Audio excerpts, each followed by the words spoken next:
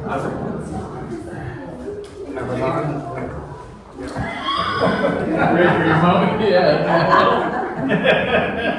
hi everyone. Thank you again for the support and for appearing at our our current presentation about the Iserman family and Florida Metalcraft. And even I, the knowledgeable Jim, doesn't know much at all about Florida Metalcraft or the Isermans. So I'll be awake all through this one. No, I'm kidding. I'm being snarky, but I'm looking forward to it. And we worked AJ and his dad on our board of directors, so they wanted to do something family-wise and business-wise in the garden, because as we know, the whole area was basically a working area. There are families and there are companies that helped build this area. So we like to focus on them and find out their stories, and tonight we will hear about Florida Metalcraft. But I wanted to introduce you to a very special person. We have an executive director now who is in charge of the whole works. And Christy Karst-Goldman, come on up front, come say hi.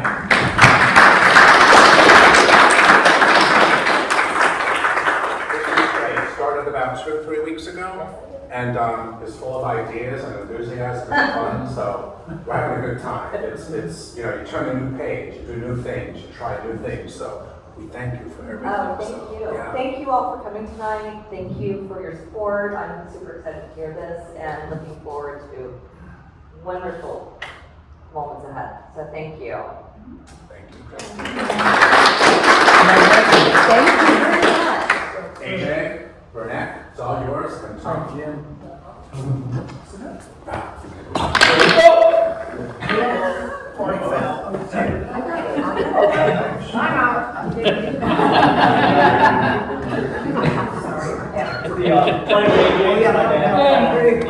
Together we represent third, fourth generation of Florida Metalcraft, which was formerly known as Iserman Company. We started off as Iserman Company back in 1931, and it continued over the past 94 years, leading us up to today.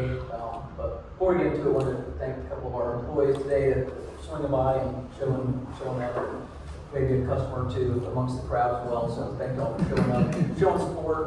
Again, the employees and customers have made it happen for 94 years, so thank you all. New faces that might not know, thank you all for showing up. But very good. Hey, you got the clicker? Yeah, I got the clicker here. 234 North Northern Street, just down the street here. It's my mom and dad, his grandparents in the doorway there. The ironwork that is on the chimney, we preserved that when we sold the house, and I have it hanging on my wall. It's the logo that we use at the shop, and it's truly the way Florida Metalcraft started. We anvils, heavy hammers.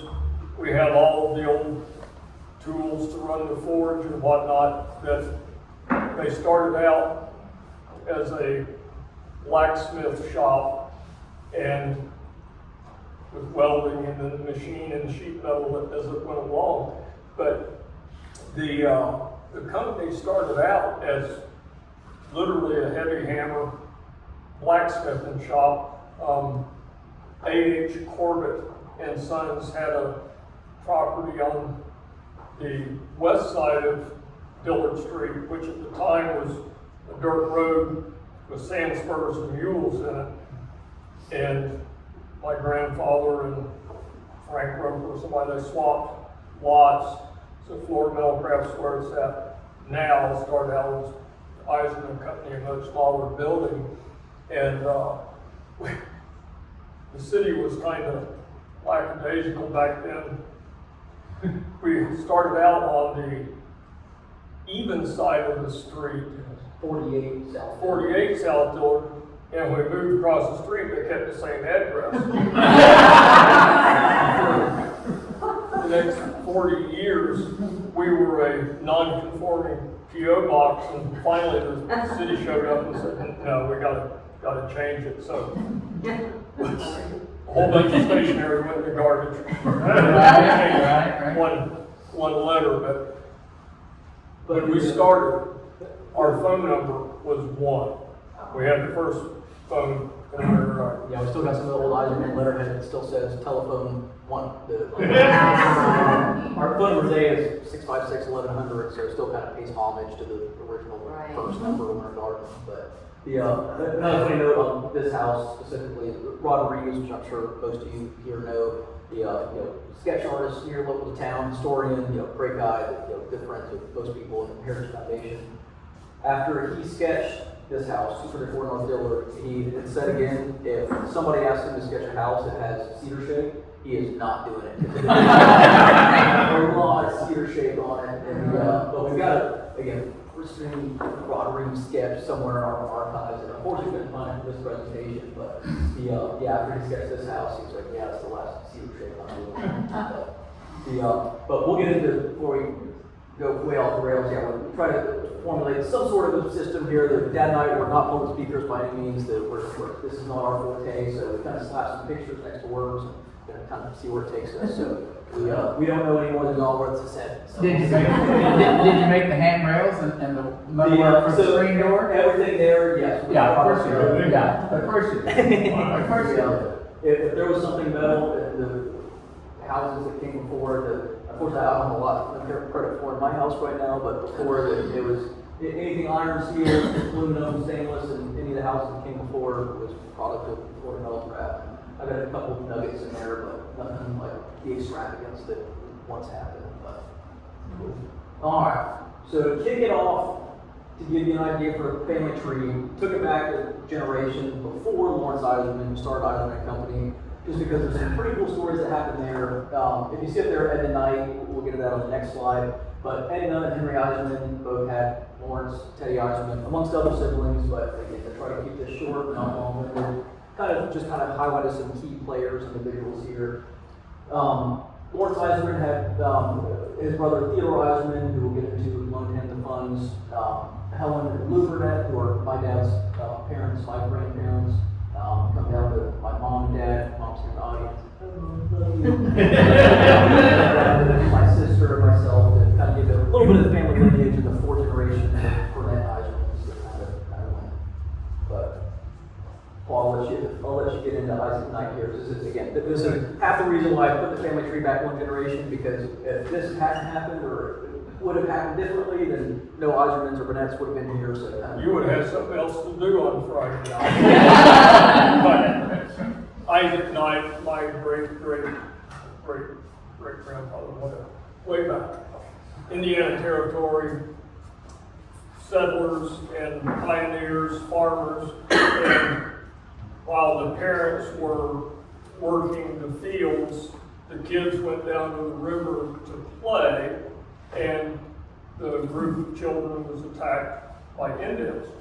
And two of the children were killed outright, but my great-great-great-grandfather and a couple other kids were taken as captives and used basically as slaves by the Indians to grow their crops and whatnot. He was in captivity for close to 2.5 years, but he wrote a little book about it that received some acclaim, I guess. But he escaped by making his way with his Indians that were his masters to a steamboat. And the kid, he looked like an Indian, but he told the steamboat captain in English, he said, I've been held captive and I want to get away. And the captain believed him and agreed to hide him on board the steamship. Well, when the Indians found out that Isaac Knight was missing, they wanted to search his ship, or the steamboat. And the captain agreed. He had put Isaac Knight in a locker underneath in his cabin, and he in turn had 2 slaves, and he told the 2 slaves, he said, sit on the locker and don't get up. And the Indians wanted to look in the locker, and not going to stand up, and the Indians left, steamboat left, he made his way back home. But he evidently held a grudge because he became an Indian fighter in his later years, and then served as some Yeah, he was big in politics there in Pennsylvania, where he ended up calling home in the Knight Township there in Vandenberg, Pennsylvania. It's actually named after Isaac Knight, but yeah, he was some sort of politician. I forgot what kind of public office he held, whether it was mayor, city council, something.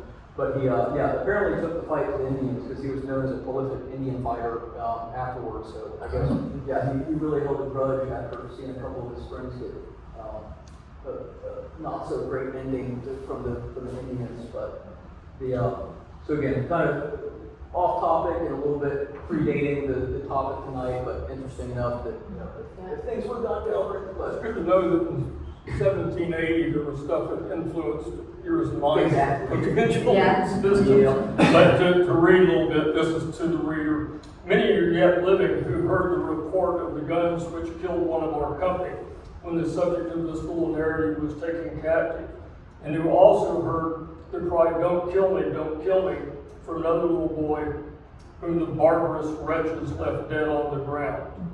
If indeed all had slumbered in death, you had knowledge of the facts herein related, the character of Isaac Knight as a man of the strictest veracity, which kind of died over the generations, because my grandfather was fond of saying, "Never ruin a good story." But Isaac Knight's veracity will warrant the public in crediting the truth of his history. And as far as is known, we feel assured that nothing more will be required to recommend it. But this thing's so delicate and old, I'm scared to turn the second. But it was an interesting narrative of his capture. He had recently gotten over smallpox, and unfortunately, he infected the Indians that captured him, and he lived in fear for 2 years that they were going to realize that he was probably the one that had caused a lot of the Indians to die of smallpox, but evidently they didn't understand contagious diseases at the time. And Where was the capture?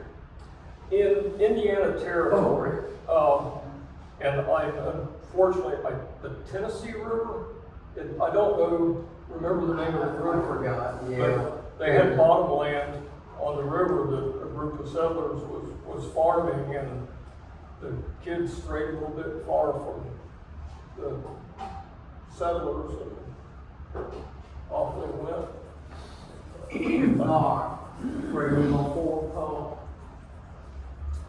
So coming forward a little bit, my great-grandpa, Lawrence Iserman, he did not have the funds necessary to open up Iserman Company back in 1931, but he just so happened to have a very successful brother named Theodore Iserman, who was a very well-established lawyer up in New York, that did have the funds necessary to loan to Mr. Iserman and Lawrence to open up Iserman Company. But a little bit about Theodore Iserman, he was labor relations lawyer, was kind of his forte. He worked for the Chrysler Company for 40 plus years, I think. But he had a couple acts that actually made its way to the Supreme Court, and some of y'all have been on our office now. We actually have some of those plaques. That anytime a lawyer writes a piece of legislation or tries in front of the Supreme Court, you get a big fancy plaque that says Supreme Court, United States of America, and kind of a attaboy gold star kind of thing. But he had two different acts that made its way to the Supreme Court. And I meant to do a little bit more research prior to, but got caught up today and didn't. But the Taft-Hartley Act and the Leonard-Griffin Act, again, mostly to do with labor relations.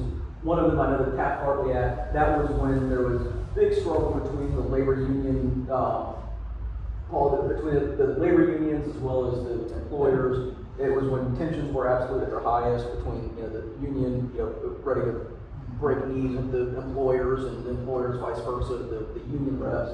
So the Taft-Hartley Act really assisted in helping dying down some of those tensions that were caused between the labor unions as well as the employers at the time. But he stayed a prominent lawyer in New York. He was consulted by the U.S. legislatures on more than just the Leonard-Griffin Act as well.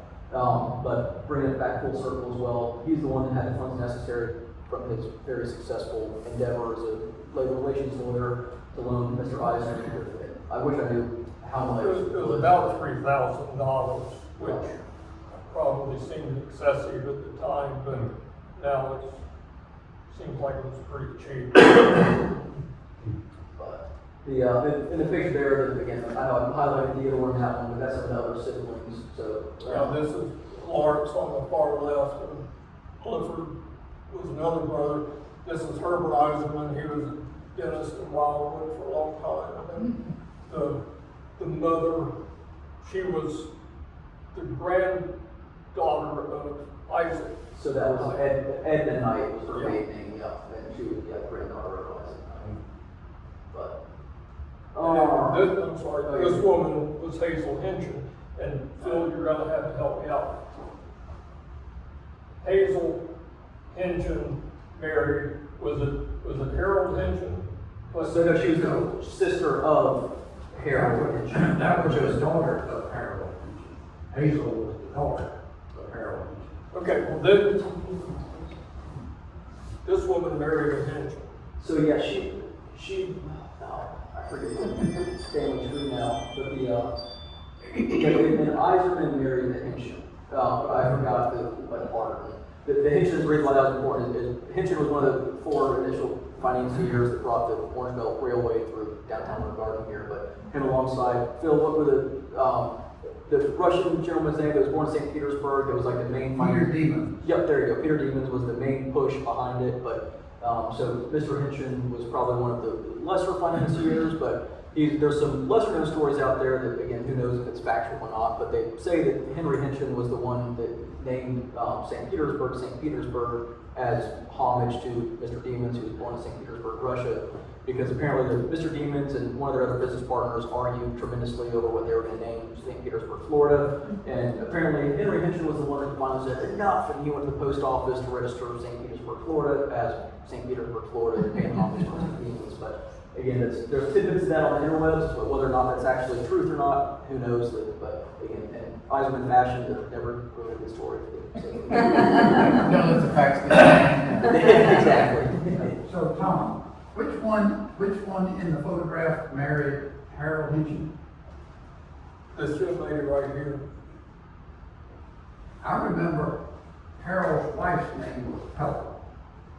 Yeah, Helen Hinchin. You're right. Yeah. Thank you, Phil. Which Yeah. she was Lawrence Iserman's sister. Correct. Correct. This was all of the Lawrence's siblings. Yeah, that's all of them. This was Grace, Helen, Ed Knight, Ruth, Herbert, Ted, Clifford, and Lawrence. Yeah. Despite of us continues. Yeah. Thank you, Phil. So they're already in Florida. So this picture was probably in Florida. 'Cause they're by the time they were this age, the Iserman started off in Kansas. But by the time they were all of adult age, the majority of them were probably in Florida, at least were Ted. Well, yeah, The one was in New York, so. yeah, Ted was in New York, but the Dennis, Herbert was in Wildwood. Herbert was in Wildwood. Grace was in Winter Garden, and Helen was Oakland. But the years that their father was a dentist that wanted to be a farmer. And then when he came to Florida and farmed, he decided he wanted to be a dentist and went back to Kansas. So there was a couple of moves back and forth between the Midwest and Florida before they ended up sticking and staying. My grandfather always said it during the Depression that if he was going to starve to death, he was going to do it someplace warm. So he moved to Florida and started Iserman and Company. So now man an hour from North Iserman to one that again was funded funds by Teddy to open up Iserman Company. He was born in 1896 over at Kansas. He served a few years in the United States Navy. You couldn't find exact years that he served, but he served both as a machinist mate and a master of arms. But let him know is he was all Navy boxer for featherweight division. So he was how tall was he? He was probably He was 5'6", 5'7", but featherweight, 120 pounds soaking wet kind of thing. But apparently he had a little bit of fight to him because he was all Navy featherweight division. helps when you run a business. I was company that, again, thank you, Winter Harris Foundation for posting this picture not too long ago because it's a great segue into where we're at today. So this picture, Will Jim, this was from I know it's colorized, but this was from the 50s or early 60s. I think 61. 61, I think was when that picture was taken. But it's pretty cool because it shows the original location of Iserman and Company. They're kind of where the laundromat is today, and the new location of Fort Metalcraft after we built that building in the very early 60s. That was before the lumber yard next door burned down and took out half the building along with it. The kind of gives a good overhead snapshot of where we started at 48 Diller Street and then moved across the street to be still 48 Diller until finally changed to 47 South Diller. But Mr. Iserman, he acquired Corbett Small Engine Repair. That's the company that he bought out to start Iserman Company. Mr. Corbett was a failing company. He tried, it was on the decline. Mr. Iserman saw the opportunity, came in and said, oh, I can buy this from you. And started to fabricate machinery, do blacksmithing work like that alluded to earlier. But Mr. Corbett, seeing some of Mr. Iserman's newfound success, always kind of held a grudge against Mr. Iserman. Paul, let you get into some of the nitty-gritties of that feud. Any of this narrative is completely fictitious. But according to my grandfather, Corbett would pace up and down out in front of Iserman Company and tell everybody, yeah, Iserman, he's ripping you off, he's a loser, he's taking you to the cleaners. And needless to say, they had a somewhat fraught relationship. But we have letters from the lawyers up to, I think, 1946 or 1947, where they were bickering back and forth. Evidently, the Corbetts had a lot of offspring that scattered across the country that needed to be signed off on documents and whatnot, and it really became a headache to end up with it really and truly Iserman and Company. But there was no love lost there as intricacies of how somehow Mr. Corbett felt entitled to the successes of Mr. Iserman. I forget exactly what started the feud, but again, it wasn't settled. Like I think 1947 was the last piece of legal document that we had that said, hey, after, what did you say? He paid $500 or something out of court settlement to finally get it nailed in the coffin once and for all. And finally keep Mr. Corbett from trying to ruin what Morris was trying to start at Iserman Company. Another note up here, the Pounds Butter Company of Oil Pounds. I'm sure you guys, some of y'all in the room know Oil Pounds. But he and Lawrence collaborated on ideas and ways they could help shape the citrus industry, and some of their creations and what they came up with are to come in the next slides here. So the Iserman Hedger looks like some sort of medieval death machine. But truly one of the first iterations that we can find of a device used to trim and hedge the rows of orange trees. There's similar machines out there that I found in research that are, again, same kind of concept. The blades are a little bit bigger and a little bit less blades from around the same time period, so not sure where the first hedger really originated from. But as far as we're concerned, Lawrence built the first one, and we can claim credit for it. But it was designed, it was some sort of combustion engine.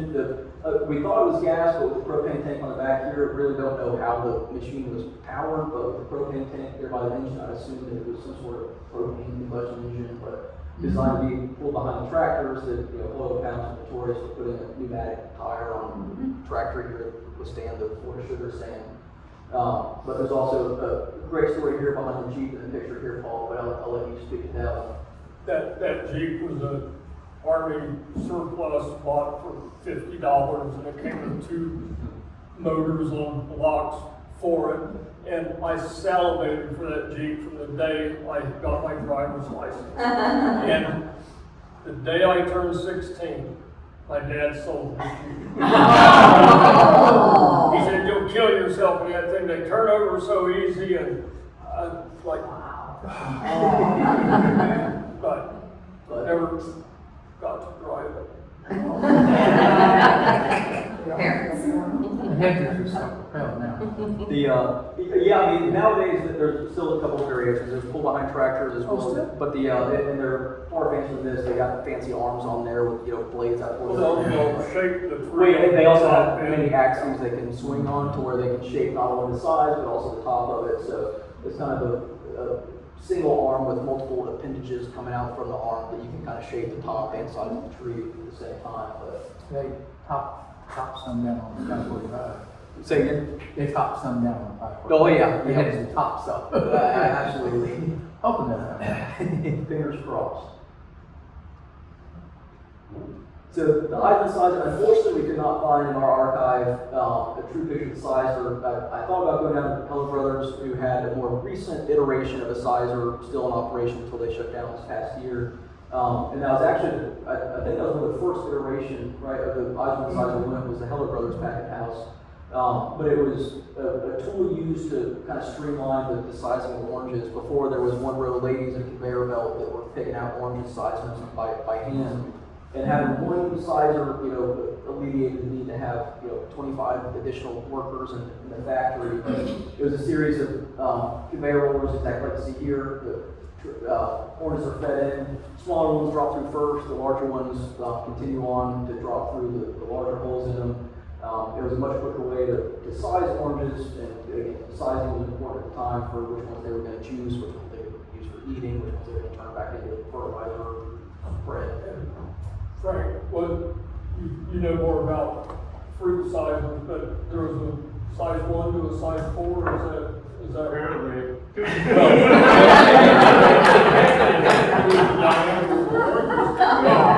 And before they wasn't creating 8 sizes, and this is just the 4 model, but there was a big deal about the size of the fruit, and I guess the bigger the fruit is considered to be fresh fruit to be shipped, boxed and shipped north, and the smaller oranges were considered less desirable and were turned into juice oranges.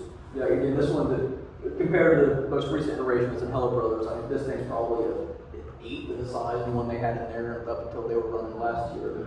That thing was massive. It was a cool machine, and the one in Heller Brothers, unfortunately, replaced the true Iserman sizer. So it's unfortunate. I don't know if there's any packing house, I guarantee there's no packing house anymore that are running this, but this is one of Mr. Iserman's proudest inventions, because again, it really did, this one machine took the place of 25 people on the packing house floor, so it was kind of revolutionary as far as the citrus packing houses were concerned. I'll let you speak to the blend tanks. Blend tanks, when single strength orange juice became too heavy to ship, a man named Ralph Cook and citrus growers decided to concentrate the orange juice, take the water out of it so you didn't have to ship all that extra water. But when the concentrate orange juice got to its final destination, they had to have a way to reconstitute it back to single strength. And they developed, Florida Metalcraft developed a blend tank that not only took the concentrate orange juice, which was in a very thick, not like peanut butter, but close, and allowed them to take it back to single strength and to blend juices together to get the correct color and flavor depending on where the market was. Everybody had a different idea of what orange juice needed to taste like and look like. So these blend tanks allowed different countries. A lot of these were built and sent to Sweden. A lot of them went to Europe and England, and they allowed them to make the orange juice the color and flavor that they wanted. I'm sure that everybody remembers Jim Bob, but he was the chairman or general manager of Winter CP Co-op, and he had a friend in England that told Jim, he said, if you can send me orange juice that's concentrated, I'll sell all of it that you can make. And at the time, it was very difficult to concentrate orange juice, make it effective economically to ship. And through the efforts of the citrus families here, a gentleman named Ralph Cook developed a evaporator that was able to take water from the orange juice.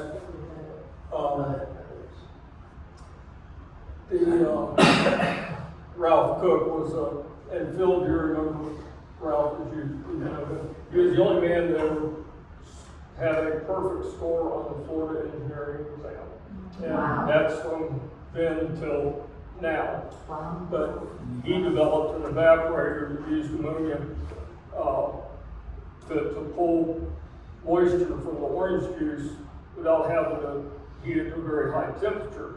And again, it made the process economical.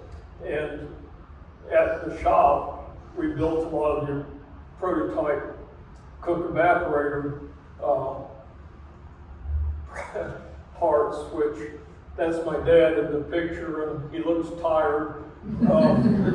But Ralph ran him ragged trying to get all the design perfected.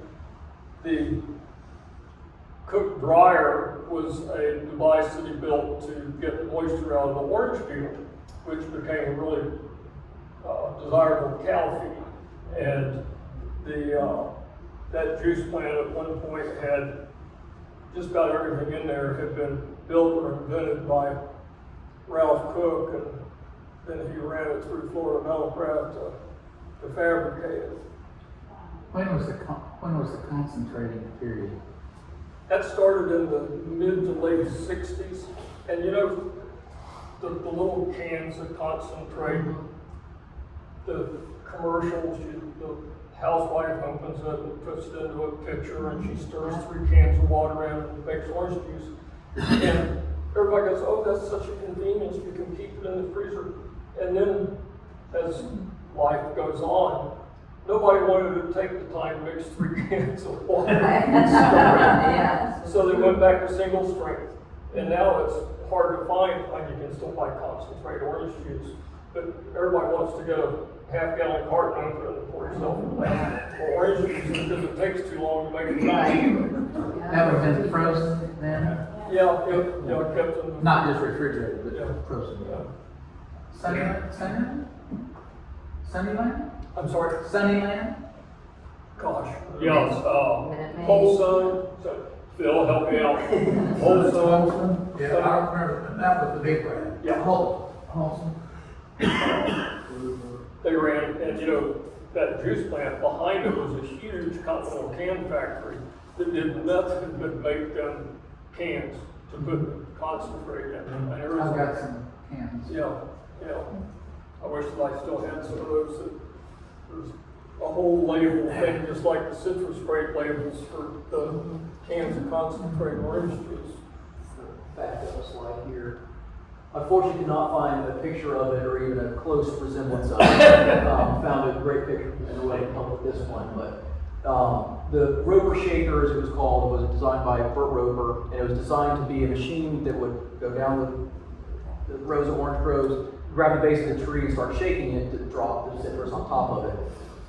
In an effort to not damage fruit, we don't have a lot of the pictures in the slide, we have some on the table over there. A lot of the equipment that was being fabricated to use in the orange groves, they made all kinds of rounded surfaces on it, so that way even when they were driving down the rows, it didn't damage the oranges. The Bell's tractor out there in front has The fenders on that tractor out there, perfect example of, them trying to make ways to where citrus wouldn't snag on the fenders of the tractor. They tried to make everything as streamlined, rounded, to where, the tractor going up and down the rows of orange groves wasn't gonna snag, rip citrus off. But they were also trying to find a way to where they didn't have to have as much labor to have as many pickers out there to gather the oranges off the trees. So Burt Roper came up with a wonderful idea to create a shaker. Again, it was shaped like a turtle, so that way when the citrus hit the top of it, it just kind of rolled off rather than splatted on a flat surface. But unfortunately, because of Florida's sugar sand, it became an effective citrus uprooter, to where as soon as this thing started shaking the crap out of the tree, it ended up pulling the entire citrus tree out. And even to this day, though, in South America and California, they still use machines of similar design that is designed to shake it. It's big for citrus as well as certain types of cherries and other smaller fruit. So it is still an effective way to harvest some fruit. On olive trees as well, they have some sort of shaker as well. Yep, almonds. But the stand in Florida just did not allow it to be useful.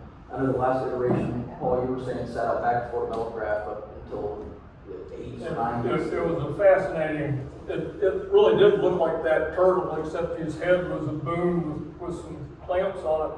But they were trying to develop a chemical that you spray on the tree right where the orange met the stem. It would weaken that connection just before harvest so the fruit would come off easier.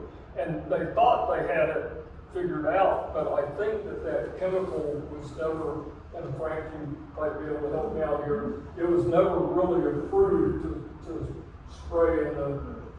I was a kid, but I remember they were testing that stuff with the shaker in our grove.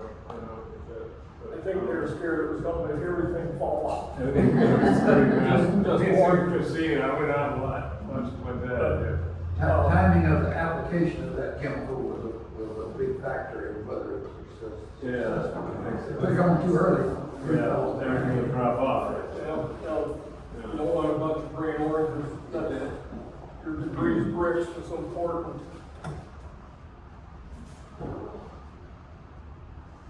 There's just an addition to the cook evaporator on the last slide. This was all the HVAC ductwork for one of the cold rooms that was at the citrus plant there to keep the.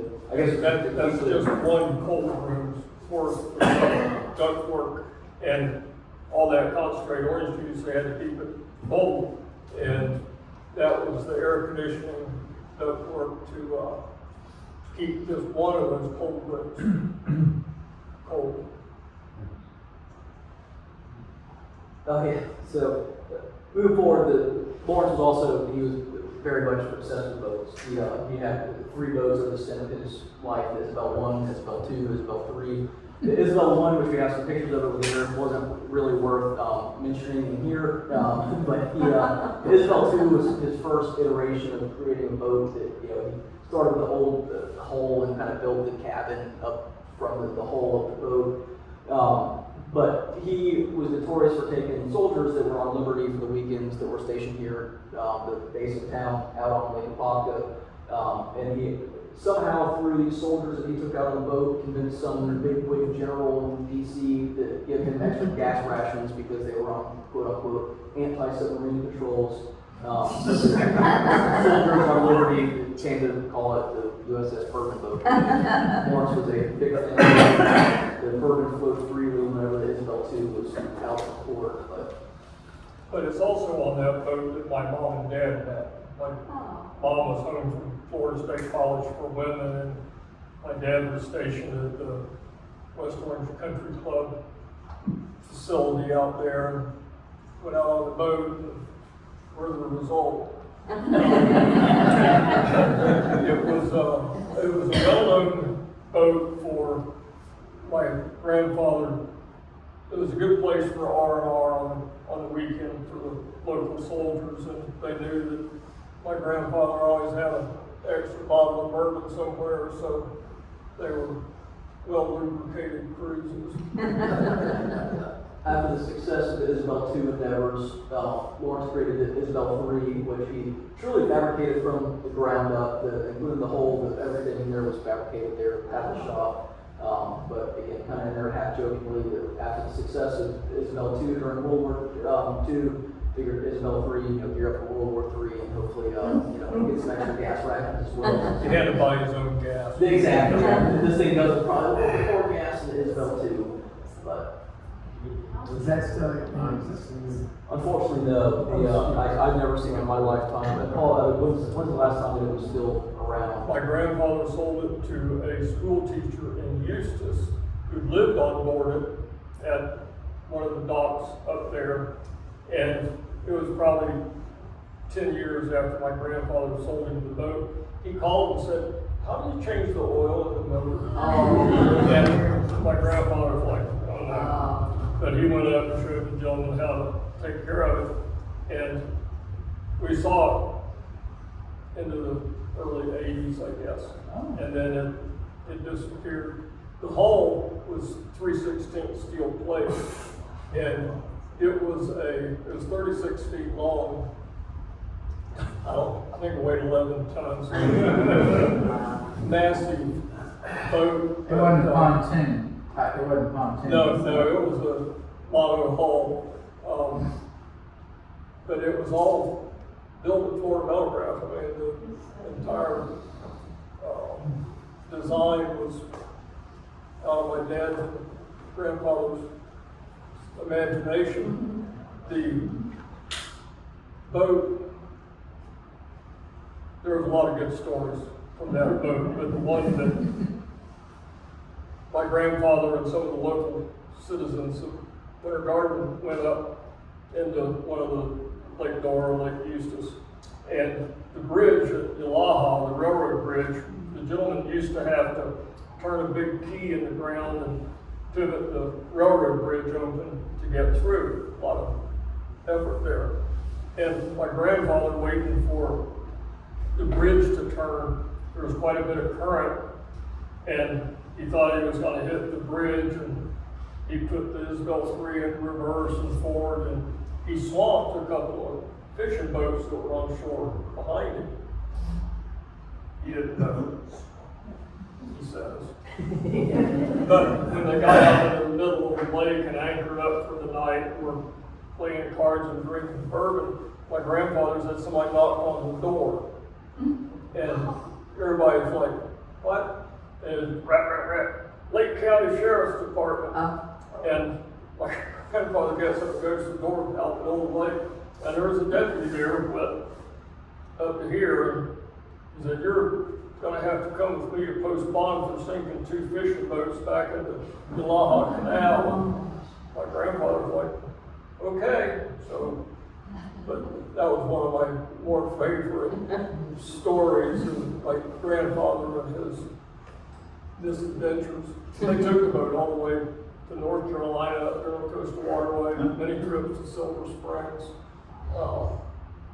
He took advantage of that boat. All right, shifting focus a little bit. So after the citrus industry started declining in the 60s, 70s, 80s, due to the freezes, Florida Metal Craft had to kind of take a change from a sole agricultural purpose to a little bit more structural, architectural, ornamental. Where at the time it was all machinery and equipment that helped the citrus industry go, but again, under my dad and grandpa's watch, they really shifted focus and to match the changing landscape to kind of gear towards theme parks, the influx of population. And again, found a couple cool pictures, a couple projects we had done. The most recent one being the butterfly down here by the Anchor Ice, and the local artist, Don Reynolds, he was the mastermind behind that one that came to life there at Florida Metal Craft. And the cigar bumper one, I don't know why everybody involved in the shop, we just still get a kick out of that. That was just a cool project. There was nothing super crazy intricate about it, but just the end product, just weird, wanky. I don't know if there's a whole lot of other shops that could have gotten that done at, because all of us kind of have a hard time saying no for just about any project. So.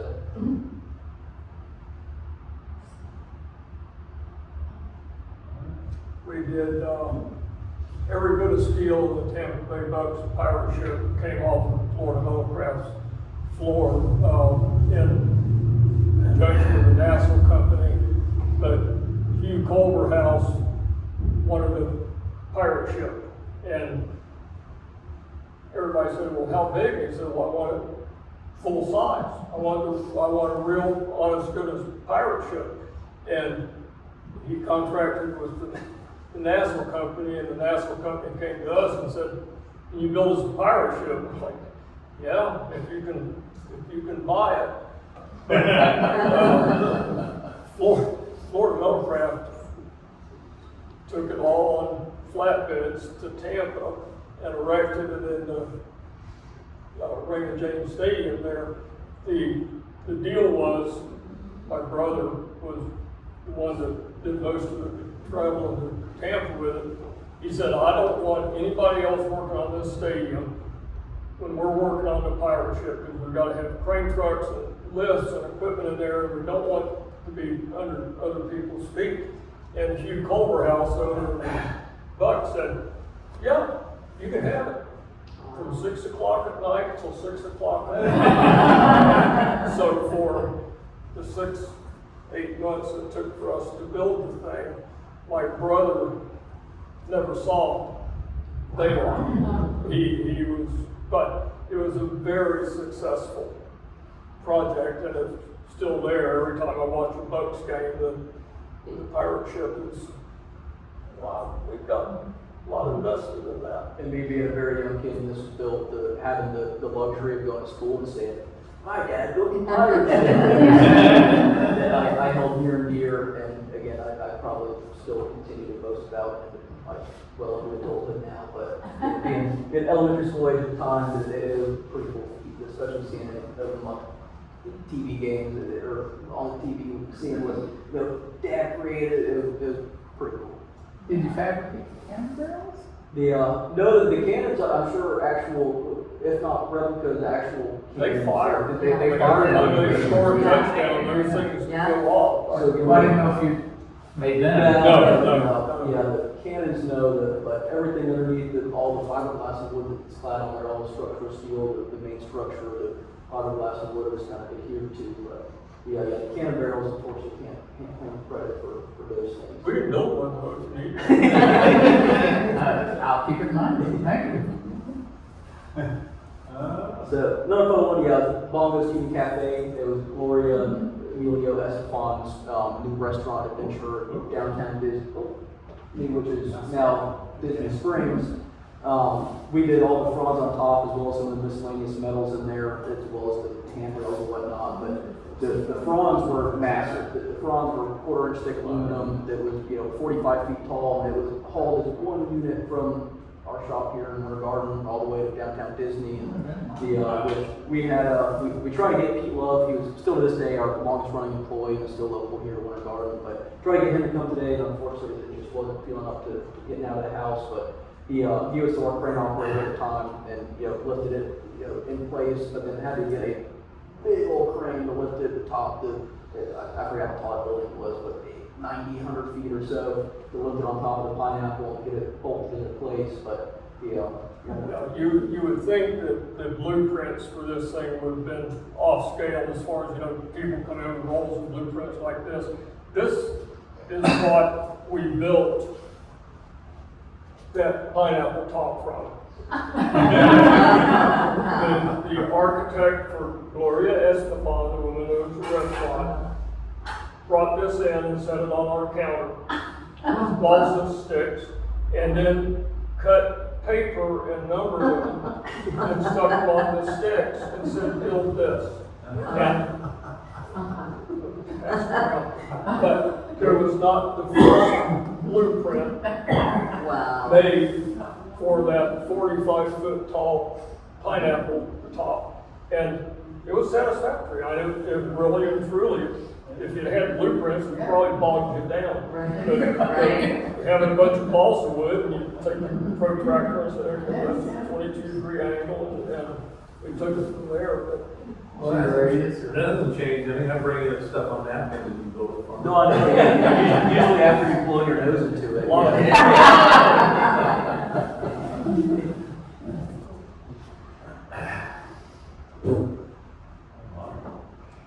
This was probably the most complicated thing that we ever built at Florida Metalcraft, and this is a picture of it installed at Electric Boat Works in Groton, Connecticut.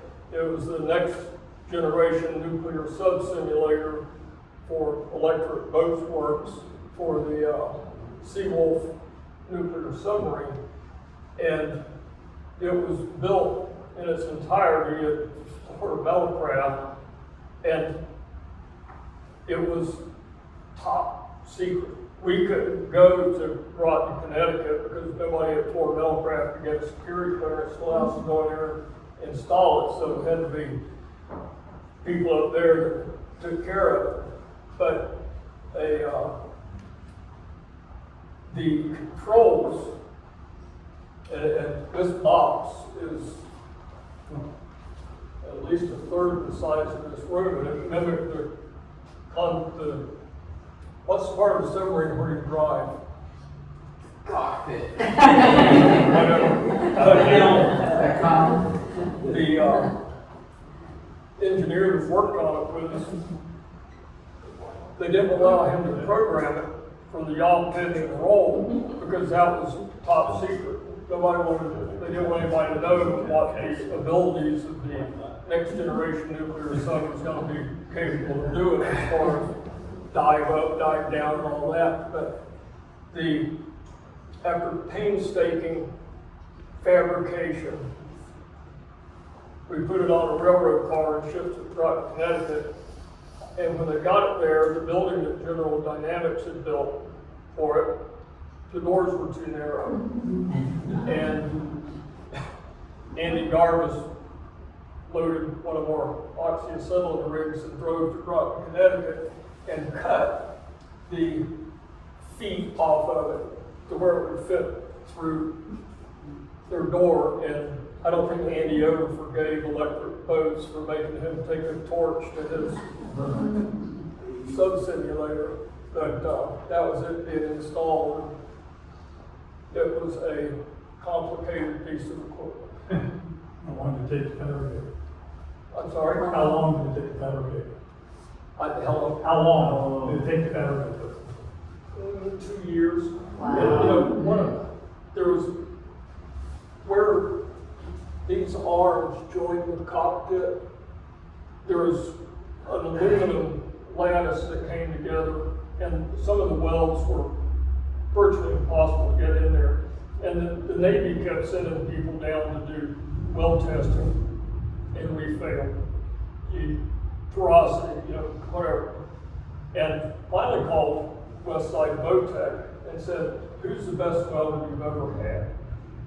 And this little 5-foot tall, red-haired girl came in and said, "Daryl sent me here to do your welding." And she went in there and she welded for probably 2 or 3 weeks on that spider web. And when the Navy sent their testers down, there was one weld that had one pinhole in it, and she ground it out and re-welded it while they were standing there, and it passed. But I wish she'd have stayed at Florida Metalcraft. I have no idea. She's probably welding for Blue Origin or something. I can't believe you kept something secret in Winter Garden. She knew what she was doing. And it was the Navy, not the Coast Guard. Mhm. Yeah. The Coast Guard's there in Groton. So another cool one through some of the same people that the nuclear sub-simulator was for, was we armplated a buttload of Humvees and Suburbans that went for the initial surge in Iraq in the early 2000s. And again, me being a young kid at the time, thought it was the coolest thing that, Dad had Humvees out back in the shop, and that, thought it was the coolest thing. But, Paul, how many do you think that you guys did? Dozens. I don't know. They would fill our backyard up with them, which they're big vehicles. I mean, they're just, and they drop off a couple tractor trailer loads of them. But the belly pans, they were trying to make them IED resistant, and they brought us armor plate. We have a 230-ton press brake at the shop that will bend, you'd think anything, but that armor defeated that press brake. It was tough. It was anti-spalling. I don't know what it was made out of, but it was hard. But they would put the belly pans underneath there to resist a pretty good sized explosion. But the doors, they gave us 2-inch thick bullet impact resistant glass. And those things originally had roll-up windows, just like in a car. And when they put that ballistic glass in there, we drilled a hole in a big sheet of, it'd take 2 people to pick it up. And all they had was a pin, and you pull the pin out, that thing falls down inside the door to open your window. And then to get the window back up again, it would take, I mean, these guys are probably pretty strong, but it would take two of us to pick the piece of glass back up and put the tin in it. So I don't think they drove with their windows down very much, but that was an interesting How project. thick were the belly panels? Or was it more the quality of the steel? I think the steel was called Dyneema, and it was a 1/4 inch thick. And its benefit was that if something hit it, most steel would spall and throw shrapnel off the inside, even though it might not have penetrated the piece of steel. But the Dyneema prevented the spalling where shrapnel would come up. It was almost a secondary reaction to an impact. But it wasn't some 3-inch thick of. No, and you look at it, you go, oh, we can bid that. No, you can't.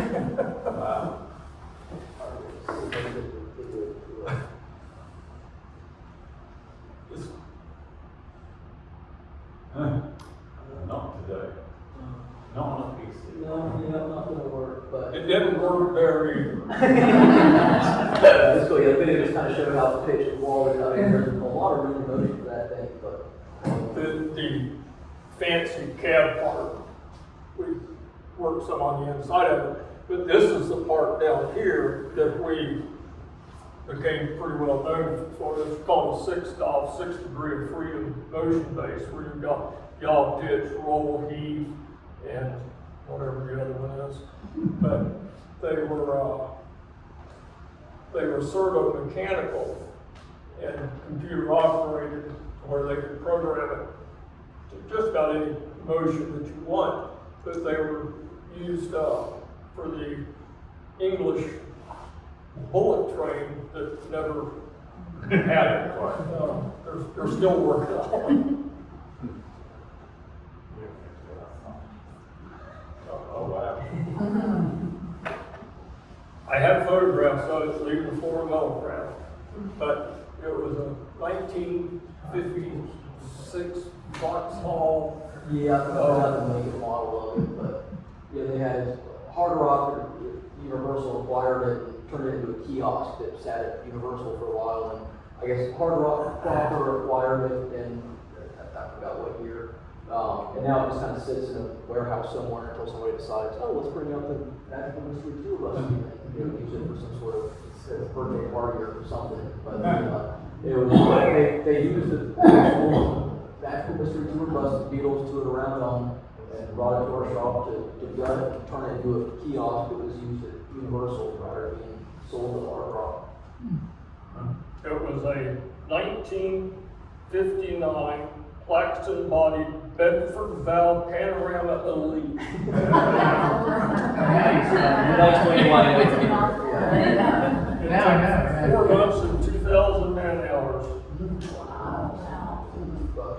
I think that's the last of the slides. And again, there's a lot more pictures and stuff that we just, the amount of archives that we had to pour through to even get this much information together was painstaking. But Dad, in an effort to still get as many pictures as he could, even to this morning, that he brought for the whole stack that we set up on the table over there, and some other little bit of nuggets and whatnot. But you also got to speak to the Goober too. Oh, yeah, with after. So the Goober drink, also known as well as breakfast, was back in the day, the guys, when they come in to work at the shop, they buy a Coke out of the vending machine, get the last bottle of Coke, take a swig out of it, dump in a whole pack of salted peanuts, and then top the rest off with bourbon, and that was their breakfast that they got all the nutritional food groups necessary to get their day started, and keep things moving and deal with whatever fun was waiting in the Iserman company or Florida Metalcraft that day. Florida Metalcraft's still there, come by. We don't do the bourbon for breakfast anymore.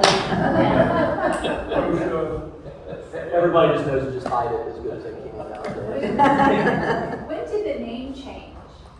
1961. Yeah, pretty much the same year we moved from across the street, from the west side of Dillon Street to the east side of the came over, built the new building, actually built our new building around the existing building that was there, and then demolished the existing building. But I think, yeah, that same year that the move happened, and or within. Actually, that building, I think the building started in 1955.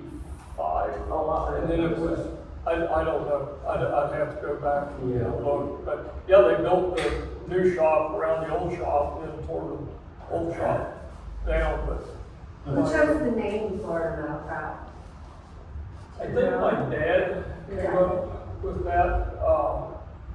He wanted to identify as being Sure, it's in one, your face, yeah. and then the metal, he didn't want to make it just iron or just, aluminum and the craft. Unfortunately, everybody thought we were building boats. And actually, we built the first Chris pontoon Craft. boats. Yeah, exactly. The tail, yeah. We built the first 2 pontoon boats on the Butler chain, and, 2020 hindsight, said, we should have kept those. Right. Yeah, another fun tidbit, I forget where the Iserman name originates from, but this wasn't until recent revelation that I have a friend who's from the Netherlands, and he taught us that in Dutch, Iserman literally translates to Iron Man or Man of Iron, so kind of cool how Unfortunately, a freedom. Exactly, yeah. That's what it's gonna be. Right, yeah, Iserman Dutch is iron, but there's. What do you do predominantly now, steel or aluminum? So now I'm fond of saying that our niche is not having a niche. I mean, we have a hard time saying no and do a little bit of everything. Whether it's carbon steel, stainless steel, aluminum, some red metals, brass, copper, bronze, that we do a little bit of everything. I usually tell contractors that, the missed metals of a build is kind of our specialty. That we don't do a whole lot of structural packages anymore, but the handrails, the ornamental pieces, the, afterthoughts kind of thing. We've done our fair share of copper gutters, yes, but there's, again, if it exists out there, there's somebody already producing them, I mean, it's just impossible for us to really compete against, but if somebody wants a truly custom, hey, this is truly customized, nobody out there is doing this, that's kind of where we don't have a niche, we don't get really good at any one given thing, we do a little bit of everything, so we don't have our niche, we kind of do the fill the void where other fab shops, they might only do handrails, they might only do. 4 years. Yeah, where? It's worked for 19. Yeah, exactly. Florida Metal Craft. Well, known since for being 61, able to yeah. think outside the box. Yeah. And people seem to sit around and come up with weird ideas and say, hey, let's go Florida Metal Craft and see if they can. You made my son Yeah, a medieval. You made my son a medieval shield for his armor.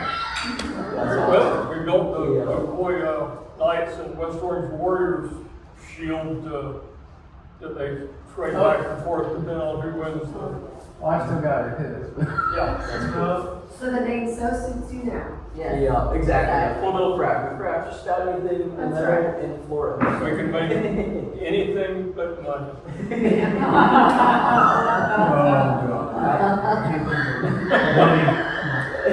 I'll look for comment balance. Well, some customers excluded. Yeah. So you get my feet up. Yeah, exactly. I try to keep you around a little longer. Pay your dues. When did, it seems like there's something related to a patent either on the wall in there or something. When did he give his first patent? Well, there was the Atlantic ice body truck back when they still hauled blocks of ice around. We have a patent on that. The sizer and there was an early spray device that unfortunately was not, but it says Iserman and Company on the side of it. And I'm not sure if that had the patentable device on it, but there's nobody here to ask anymore. So many of our collaboration.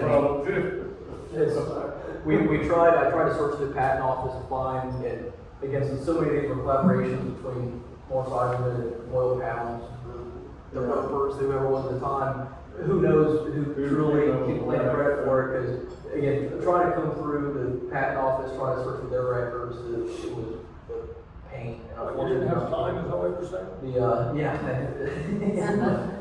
So couldn't find true clarification on the ones that he truly had the patents on, but we're, again, with great confidence, the hedger, the sizer, that sprayer, but again, I wish we had a complete compiled list of, hey, these are all the patents and things that he could have claimed credit for, but it's unfortunately the research that I did that showed up flat for those ones, but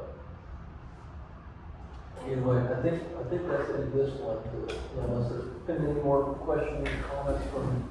I'm just curious, how Speak a little bit about Iserman's involvement in the motorcade. Right now, we have 10 total right now. So I guess there's like a lady. Yeah. So, actually, we got about a third of our workforce here now. Still a very small company that try to keep it small in the years. It's to, get to a point where it can grow too much. And I know that my dad and I both have appreciation for the size that it's stayed at. In our heyday, during one of our CGA, I think we had 3 8-man rotating crews that were on 24-hour standby, so there was at least 24 fabricators on that rotation. But again, that's when every week in the middle of the day, there was a crew down there at the juice plant, keeping that place running. And there, didn't talk to it, but Walt's Welding was the other welding outfit in town that Walter Morgan and his family had a crew that worked right alongside Fort Millcraft and the bowels of that juice plant for many, many years. That goes back a little bit too. Walter, yep, oh yeah. He's still around. Yeah, he's used this or he's still around, and his son still stop by the shop from time to time. So the Morgan family of Walt's Welding, they're still around, and again, they were a critical element of the daily maintenance of the citrus plant, just as we were. Phil asked about the involvement of Lawrence with the motorcades, which were, I don't know when those things started. But Silver Dollar motorcade? yeah, the Down the St. St. John John River? Motorcade and the Silver Springs motorcades. City Valley? Everybody You're that on had the something map. to run would Yeah. go, Moving out of here. or you could start in the direction. Get involved in with, send it over into, Yeah. Yeah, I was just gonna say, I think that is such an awesome and special thing that you have for your family, that this business has been generation and generation and generation. I mean, that is pretty special. It's a heavy weight to carry, especially because Dad was there right before the big shoes to fill. Yeah. So again, it's right The there. fact that you want to do it, that it's been, so what are you the 5th generation? Fourth generation? Yeah. You don't want to That's a do it. lot. He was in the Navy for 8 years in Iraq and Afghanistan. Yeah. And I finally said, son, do something where people shoot at you for a good reason. Don't run the family business. But that's pretty special. So it's a cool legacy. Again, that's what gives me the motivation to drive and keep on trucking. Days get hard at work, but it's the legacy, the shoulders that we're still standing on to this day. And especially just the nature of Fort Millcraft finding a way to changing the landscape of the citrus industry today. It's cool. I think it's testament to how the brains that have come through there over the years that have shaped that place to be what Central Florida needs it to be at any point in time. So it's cool. A lot of pride there, a lot of legacy. Yeah. It's a heavy weight to carry, but it's cool. It's fun. At the end of the day, when you turn the lights off and go home, you can say, I did something today. Remember everything that's come before. So again, a lot of pride in it. It's one had it any other way. But Thanks, y'all. Is there anything that you can't weld? you can't weld steel to aluminum. You can, but There is very little metal that we cannot fuse together. Now, whether you like the result or not, the gentleman that's sitting right in front of you is the one that can weld just about anything that's been made together. You remember Perry Morgan? Oh, yeah. Walt's brother? Oh, yeah. He used to always tell the story, he could weld everything but 2. One was a broken heart, Tell him with the crack of dawn. You've never been asked to do either of those, but there are a lot of people that would say, well, why can't you weld my aluminum pot handle my steel pot handle? Because it was riveted to begin with, and you can't, but that's education. Community, park, acetylene, all the gases. Yeah. Oh, yeah. What are some of the major pieces of equipment you have? Mentioned press brake, So shears, and any. Our bread and butter is our Cincinnati shear and our Cincinnati press brake. The press brake is 230 ton press brake. It's got a lot of pushing power. We have a 10-foot shear as well, capable of cutting up to quarter-inch thick, carbon steel, the 3/8 aluminum. Those are our true money makers. We have a series of plate rollers. We have iron worker, which is punch holes, band saws, cold cut saws, Plasma table. plasma table. That's our true to this day, the only CNC equipment piece of equipment we have is our plasma table. Even it's not the highest tech one on the market, but for what we use it for, it gets the job done on most occasions. But we also have a full machine shop as well, with two axis mill machines, lathe, the upstairs, mezzanine of our shop as well. So it's again, none of it's CNC, all of it's DRO, manually operated. All of our machines are old school, and again, some of them you probably use